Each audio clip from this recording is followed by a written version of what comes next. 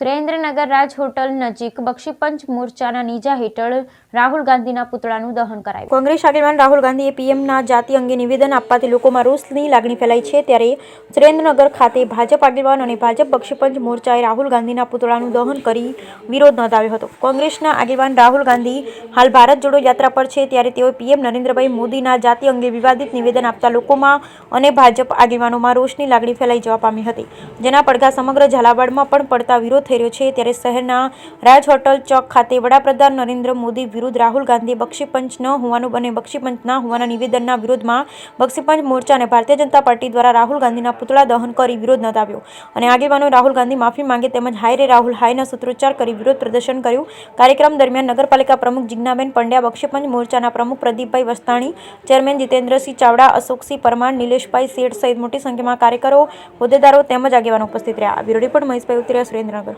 આસ્વાદનો કાર્યક્રમ હતો। ગત રોજ કોંગ્રેસના આગેવાન રાહુલ ગાંધીએ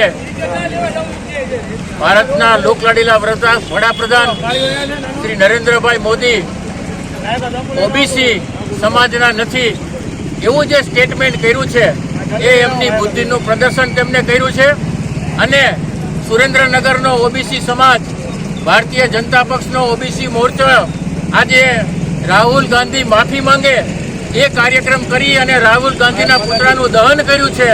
જ્યારે મોદી સાહેબ વિરુદ્ધ કોંગ્રેસ પક્ષ અને રાહુલ ગાંધી પાસે કોઈ મુદ્દો ન રહ્યો હોય ત્યારે આવા જૂઠા ગતકડાઓ ઊભા કરી અને પ્રજાના રહેવા માટે થઈ તેમને જે મોદી સાહેબ ઓબીસી સમાજના નથી એવો જે આક્ષેપ કર્યો છે એને આ સુરેન્દ્રનગરનો બક્ષીપંચ મોરચો અને સુરેન્દ્રનગર ભારતીય જનતા પક્ષ વખોડી કાઢે છે।